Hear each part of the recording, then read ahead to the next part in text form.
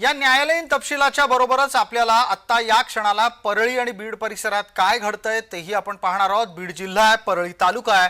या परळी परिसरामध्ये आंदोलन सुरू आहे। या आंदोलनात वाल्मिक कराडची 85 वर्षाची आई सुद्धा उतरलेली आहे। एका बाजूला वाल्मिकची आई आंदोलनात आहे, दुसऱ्या बाजूला वाल्मिकचे समर्थक टॉवरवर चढून वाल्मिकला न्याय द्या अशी मागणी करतायत।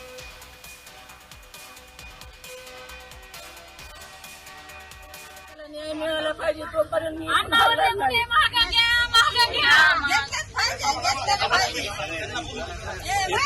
माझ्या लेकावर लहान झालेलं थांबवा, माझ्या लेकाला सुटका करा।